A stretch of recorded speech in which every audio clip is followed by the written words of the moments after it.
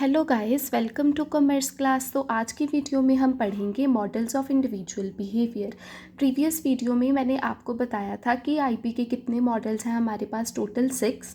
Rational economic man, social man, organisational man, complex man, self actualisation man and last आता है हमारे पास Mars model. और जो हमारा प्रीवियस वीडियो था मैंने उसमें आप सबको ये 6 मॉडल्स की इंट्रोडक्शन दी थी। तो अब हम वन बाय वन डिटेल में एक्सप्लेन करेंगे इन मॉडल्स को। सो let's start with the first model, rational economic man. So introduction है क्या कहते हैं, अगर हम ऑर्गेनाइजेशन के पॉइंट ऑफ व्यू से देखें तो जो मैनेजर्स होते हैं ऑर्गेनाइजेशन के, वो बड़े लंबे टाइम से एम्प्लॉयज़ के बारे में यही सोचते आ रहे हैं कि जो एम्प्लॉयज़ हैं वो रैशनल बीइंग्स हैं, वो लॉजिकली थिंकिंग करते हैं और प्राइमरीली मोटिवेट होते हैं मनी से। हम उनको जितने वेजेस देंगे वो उस अकॉर्डिंग काम करेंगे। अगर हम उनको कम वेजेस देते हैं तो वो कम अच्छा काम करेंगे, अगर हम उनके वेजेस को बढ़ा देते हैं तो वो मोटिवेट होकर ज़्यादा अच्छा काम करेंगी। तो मैनेजर्स ने इकोनॉमिक मैन और रेशनल मैन की अप्रोच को लिया ताकि वो अपने ह्यूमंस और एम्प्लॉयज़ के बिहेवियर को समझ पाएं। अब आता है हमारे पास मीनिंग कि ये है क्या मॉडल। कहते जो रेशनल इकोनॉमिक मैन मॉडल है इंडिविजुअल बिहेवियर का, वो एक डिसीजन मेकिंग अप्रोच है जिसमें डिसीजन लेते हैं और हम क्या एज्यूम करके चलते हैं कि जो एक पर्सन है वो अपनी चॉइसेस को लीगली लेता है, जो भी उसके पास इंफॉर्मेशन अवेलेबल है उसके बेसिस के ऊपर पूरा सोच समझ के। रैशनल का मतलब क्या होता है, समझदार। इकोनॉमिक मैन मीन्स जो पैसों के रिलेटेड समझदारी से ही सारे डिसीजंस को लेता है to achieve the best possible outcomes, ताकि वो अपना अच्छे से अच्छा रिजल्ट पा सके। अब जैसे रैशनल इकोनॉमिक मैन की हमने एग्जांपल ली कि इफ़ समवन मीन्स हमने किसको एज्यूम किया कि वो समवन कौन है, एक रैशनल मैन है जो अब एक फ़ोन को ख़रीदना चाहता है। अगर वो रैशनली थिंकिंग करेगा तो वो ये 3 चीज़ों को देखकर ही फ़ोन को लेगा। सबसे पहले वो क्या करेगा, ब्रांड्स और मॉडल्स को आपस में क्या करेगा, कंपेयर करेगा कि कौन कौन से कितने कितने उसके पास ब्रांड्स अवेलेबल हैं। फिर उसके फीचर्स, प्राइस और रिव्यूज़ देखेगा कि कौन सी क्वालिटीज़ हैं, कितना प्राइस है और इस मोबाइल फ़ोन के क्या रिव्यूज़ आए हैं, गुड रिव्यूज़ हैं कि bad reviews. Then choose the one that offers the best value for money. तो वो वही लेगा इन सब को कंपेयर करके जो उसके अकॉर्डिंग बेस्ट है और उसकी मनी को भी पूरा फुल यूटिलाइज कर रहा है। अगर वो रैशनल मैन होगा तो वो इन चीज़ों को कंपेयर करने के बाद ही कोई भी डिसीजन लेगा। अब आती हैं हमारे पास अजम्पशंस रैशनल इकोनॉमिक मैन की। तो सबसे पहले हमने क्या एज्यूम किया कि जो लोग हैं वो इकोनॉमिक इंसेंटिव्स से मोटिवेट होते हैं। कौन, खासकर हमारे स्पेशली एम्प्लॉयज़। अगर हम उनको ज़्यादा इंसेंटिव्स देंगे, बोनसेस देंगे, कमीशंस देंगे तो वो ज़्यादा मोटिवेट होंगे। They do things which give them the greater economic gain.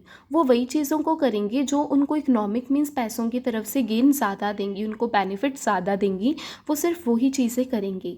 The feelings of people are essentially irrational and must be controlled rationally. जो लोगों की फीलिंग्स हैं वो अपनी फीलिंग्स को इतना ध्यान में नहीं रखते, वो अपनी फीलिंग्स को भी कंट्रोल कर लेते हैं समझदारी के साथ।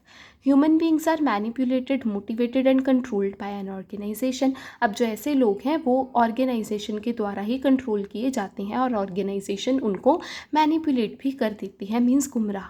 फिर है रैशनल इकोनॉमिक मैन में कौन कौन से स्टेप्स हो सकते हैं, कौन सा अगर इसका प्रोसेस पूछे तो। सबसे पहले हम अपनी प्रॉब्लम को देखेंगे कि आइडेंटिफाई करेंगे हमारी प्रॉब्लम है क्या। फिर हम उसके रिलेटेड जो भी रेलेवेंट इन्फॉर्मेशन है उसको इकट्ठा करेंगे। फिर हम बेस्ट पॉसिबल सॉल्यूशंस देखेंगे कि इस प्रॉब्लम के लिए हमारे पास कौन कौन से सॉल्यूशन अवेलेबल हैं। फिर हम हर एक सॉल्यूशन को इवैल्यूएट करेंगे, देखेंगे कि क्या है इसका सॉल्यूशन, क्या नहीं है, उसको देखेंगे अच्छी तरह से। फिर हम बेस्ट सॉल्यूशन को पिक करेंगे और चूज़ करेंगे।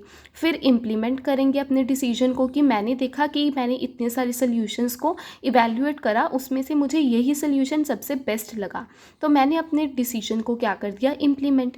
फिर मैं इम्प्लीमेंटेशन करने के बाद रिव्यू बार बार देखूंगी और इवैल्यूएट करूंगी कि क्या जो मैंने डिसीजन लिया था वो ठीक था, वो किसके थ्रू, हम अपने रिजल्ट्स को इवैल्यूएट और रिव्यू करेंगे उसके थ्रू। अब आता है हमारे पास second model, social man model, किसका, इंडिविजुअल बिहेवियर का। आई होप आपको जो फर्स्ट मॉडल था रैशनल इकोनॉमिक मैन समझ आया होगा। So let's start second model social man. तो इंट्रोडक्शन, सबसे पहले ये मॉडल दिया किसने था? एल्टन मायो नाम के ऑथर ने दिया था।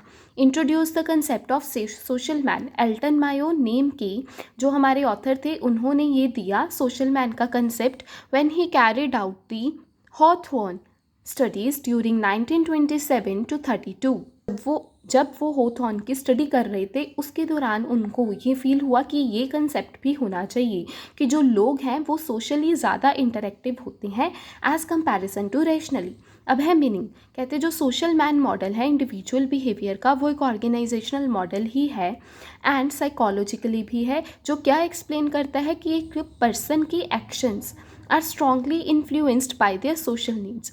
वो क्या कहता है कि जो भी लोग ऑर्गेनाइजेशन में काम करते हैं उनके काम ज़्यादातर उनके सोशल नीड्स के द्वारा इन्फ्लुएंस होते हैं और उनके जो रिलेशनशिप्स हैं उनके द्वारा, rather there only by rational thinking and money.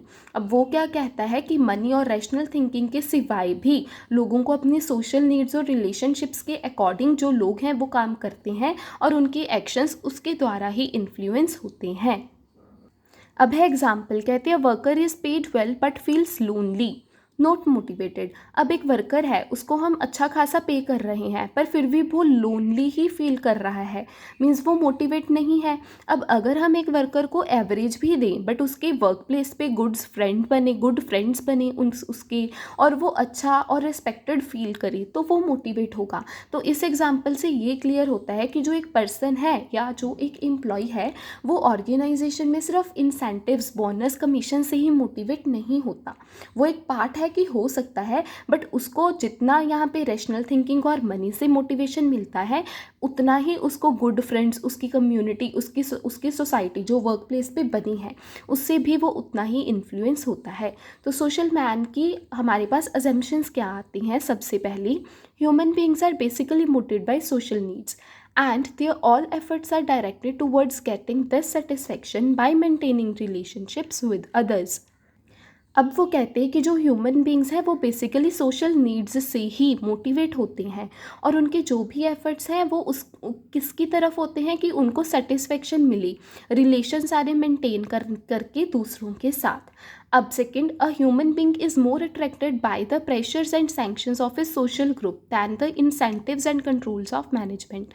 अब एक ह्यूमन बींग है वो ज़्यादातर प्रेशर्स और सोसाइटी, सोशल ग्रुप है जो, उससे ज़्यादा वो ज़्यादा अट्रैक्ट होता है दैन कि किससे? इंसेंटिव्स और जो मैनेजमेंट कंट्रोल करती है उससे। अब जो amount of work to be done by a worker is not determined by his physical capacity और by management but by social norms. अब वो कितना काम करता है एक दिन में या उसको जितने आवर्स दिए थे उसमें, तो उसकी वो हम फिजिकल कैपेसिटी से नहीं देखेंगे या मैनेजमेंट से, उसकी सोशल नॉर्म से हम जज करेंगे। Generally people do not act और react as individuals but as a member of a group. अब कहते हैं जनरली जो लोग हैं जो सोशल मैन की कैटेगरी में आते हैं तो वो इंडिविजुअल्स की तरह काम करने के बजाय हम उनको एक सोसाइटी के या मेंबर्स माने ग्रुप के, तो वो उस तरीके से होते हैं। ये थी अजम्पशंस। फिर आते हैं changes were required in managerial strategy. अब कौन से चेंजेस की ज़रूरत है जो मैनेजरियल स्ट्रेटेजी है उसमें? कहते सबसे पहले शुरू में management was conceived only with the output given by workers. जो हमारी मैनेजमेंट होती थी ऑर्गेनाइजेशंस की, वो वर्कर्स को उन्होंने कितना आउटपुट दिया, कितना काम किया, सिर्फ उससे ही हम जज करते थे। बट सोशल मैन के अप्रोच में मैनेजमेंट है वो भी अटेंशन देती है वर्कर्स को as human beings, means workers को एक्सप्लॉइट नहीं करते, उनको हम एम्प्लॉयज़ को ह्यूमन बींग्स की तरह ही देखते हैं। पहले जो मैनेजमेंट थी उसका कंसर्न क्या था? To provide economic incentives to the workers, कि वर्कर्स को बस इंसेंटिव्स दे जाओ, बोनसेस दे जाओ, कमीशंस दे जाओ तो वो अच्छा काम करेंगे। बट सोशल मैन के अप्रोच से अगर हमने देखना शुरू किया, अब जो मैनेजमेंट है या ऑर्गेनाइजेशंस हैं वो जो हमारे वर्कर्स हैं उनकी साइकोलॉजिकल नीड्स को भी पूरा करती हैं। अब है सोशल मैन मॉडल में, कहते जो पीपल हैं वो सोशल बींग्स होते हैं, उनको फ्रेंडशिप, बिलोंगिंगनेस और रिस्पेक्ट चाहिए सबसे।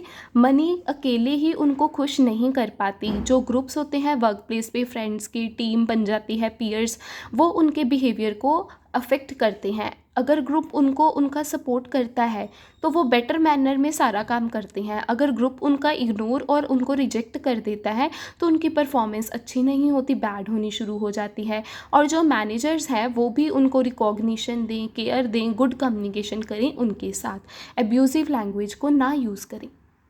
तो ये था हमारे पास सोशल मैन मॉडल। तो नेक्स्ट थर्ड मॉडल आता है हमारे पास ऑर्गेनाइजेशनल मैन मॉडल। अब इसमें क्या है, देखो हमने रैशनल इकोनॉमिक मैन मॉडल में पढ़ा कि जो हमारी एम्प्लॉयज़ हैं, वर्कर्स हैं, ह्यूमंस हैं, वो सिर्फ इकोनॉमिक बेनिफिट्स से ही इन्फ्लुएंस होते हैं और वो रैशनली थिंकिंग करते हैं। सोशल मैन मॉडल में हमने पढ़ा कि जो एक हमारे पास ह्यूमन होता है या एम्प्लॉयज़ हैं, उनको जितनी पैसे की ज़रूरत है उतनी ही उनको रिलेशंस की, लव की, अफेक्शन की और गुड सारा कुछ करने की ज़रूरत होती है सोसाइटी से। अब हम पढ़ेंगे organisational man. So let's start. Organisational man क्या है, कहते हैं organisational man is an extension of a social man. अब जो ऑर्गेनाइजेशनल मैन मॉडल है वो सोशल मैन मॉडल का ही एक स्टेप फर्दर है, उसको ही हमने इसमें एक्सटेंड किया है। The concept of organisational man was introduced by William Whyte. अब विलियम वाइट नेम के ऑथर ने ये कंसेप्ट को इंट्रोड्यूस किया। अब जो सोशल मैन था वो किसने किया था, एल्टन मायो ने। अब है he believe that it's very important for a person to be loyal to the organisation and cooperative with the fellow workers. अब उसके अकॉर्डिंग, किसके, विलियम वाइट के अकॉर्डिंग ये बहुत ज़रूरी था कि जो पर्सन है, जो एम्प्लॉय है, जो वर्कर है, वो अपनी ऑर्गेनाइजेशन से लॉयल रहे और फेलो वर्कर से कोऑपरेशन के साथ ही डील करे। मीनिंग, ऑर्गेनाइजेशनल मैन मॉडल का मतलब एक वो पर्सन जो इस तरीके से बिहेव करे कि जिससे वो ऑर्गेनाइजेशन के रूल्स, रेगुलेशंस, गोल्स, कल्चर सबको फॉलो करे। वो अपने आप को एडजस्ट करे कंपनी के इन्वायरमेंट में और कंपनी के लिए लॉयल रहे। अगर उसके पर्सनल इंटरेस्ट और चॉइसेस को भी सेक्रीफाइस करना पड़े तो वो भी करेगा ऑर्गेनाइजेशन के बेनिफिट के लिए। तो ऑर्गेनाइजेशनल मैन मॉडल कौन सा मैन मॉडल हुआ कि जो लोग हैं वो अपनी ऑर्गेनाइजेशन के लिए लॉयल रहें, अगर उनके पर्सनल इंटरेस्ट को सेक्रीफाइस करना भी पड़े ऑर्गेनाइजेशन के लिए तो वो करेंगे। तो वो कौन से होते हैं हमारे पास ऑर्गेनाइजेशनल मैन मॉडल्स। अब एग्जाम्पल ले, कहते हैं कि employee may not like the strict timings and rules but follows them because the organization expects it and being loyal helps in the job safety and growth। Okay, तो example में उन्होंने क्या बोला, कहते जो एम्प्लॉय है एक ऐसा एम्प्लॉय है जिसको रूल्स, रेगुलेशंस, स्ट्रिक्ट टाइमिंग्स पे ऑफिस पे आना अच्छा नहीं लगता, बट उस ऑर्गेनाइजेशन के ये रूल्स हैं और ऑर्गेनाइजेशन उससे यही एक्सपेक्ट करती है कि वो जितने टाइमिंग पे बोले उतने पे ही आए। तो ये उसकी ड्यूटी होगी, उसकी रिस्पॉन्सिबिलिटी होगी कि वो अपनी ऑर्गेनाइजेशन के लिए लॉयल रहे और उसकी जॉब सेफ्टी और ग्रोथ के लिए भी ये ज़रूरी है। तो ये ऑर्गेनाइजेशनल मैन का क्या हो गया एग्जाम्पल। उसको ये अच्छा नहीं लगता पर फिर भी वो करेगा, क्यों, ऑर्गेनाइजेशन के लिए। अब इस मॉडल की हम अजम्पशंस को पढ़ेंगे। कहते हैं person is seen as a member of organisation. अब हम ऑर्गेनाइजेशनल मैन मॉडल में ये एज्यूम करते हैं कि जो वर्कर है वो ऑर्गेनाइजेशन का मेंबर ही है। मेन एम क्या है, to fit into the organisational, कि वो अपने आप को ऑर्गेनाइजेशन के रूल्स, कल्चर, गोल्स में फिट करे। People follow policies, procedures and hierarchy more than personal needs. अब लोग, हमने पहले ही बोला कि ये वो मैन मॉडल है जिसमें लोग अपने पर्सनल इंटरेस्ट को सेक्रीफाइस करते हैं for the sake of organisational interest. तो उन्होंने यही बोला कि लोग पॉलिसी, प्रोसीजर और हायरार्की को ज़्यादा फॉलो करें rather than their personal needs. Individual behaviour is shaped, कैसे बनेगा वो, डिसिप्लिन, अथॉरिटी और फॉर्मल स्ट्रक्चर के according. Success comes from being a loyal, obedient and cooperative worker. अगर एक वर्कर, एम्प्लॉय कोऑपरेटिव रहेगा, ओबीडियंट बनेगा, कहना मानेगा, डिसिप्लिन में रहेगा, ऑर्गेनाइजेशन के लिए लॉयल रहेगा, तो वो ज़रूर सक्सेस होगा। एम्फोसिस कहाँ पे आपका ज़्यादा से ज़्यादा जोर होना चाहिए, जॉब सिक्योरिटी पे, स्टेबिलिटी पे एंड कंपनी के लिए बिलोंगिंग रहना। अब कहते हैं जो ऑर्गेनाइजेशनल मैन मॉडल है, organisation man concept emphasis that there is no conflict. अब ऑर्गेनाइजेशनल मैन मॉडल है उसमें यही जोर देते हैं हम सब कि कोई भी किसी भी तरह का कन्फ्लिक्ट, लड़ाई अराइज ना हो इंडिविजुअल और ऑर्गेनाइजेशन के इंटरेस्ट में। अगर इनकेस हो भी जाती है तो इंडिविजुअल इंटरेस्ट को सेक्रीफाइस करना पड़ेगा in favour of group interest. To remove the conflict.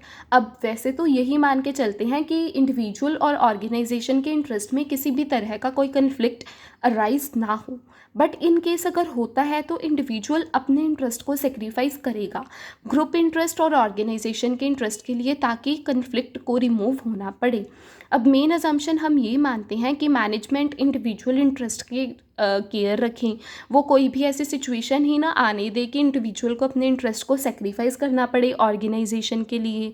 तो ये मैनेजमेंट की ड्यूटी है कि इंडिविजुअल्स की नीड्स को सेटिस्फाई करें। क्यों? क्योंकि एम्प्लॉयज़ अपने इंटरेस्ट को सेक्रीफाइस करते हैं ऑर्गेनाइजेशन के लिए, पर वो करेंगे तभी अगर ऑर्गेनाइजेशन उनका ध्यान रखेगी, उनको टाइम से सारा कुछ देती रहेगी। तो आज की वीडियो में हमने ये 3 मॉडल्स को डिस्कस किया, rational economic man, social man and organisational man. अब जो हमारे बाकी के 3 मॉडल्स रह गए वो हम नेक्स्ट वीडियो में पढ़ेंगे।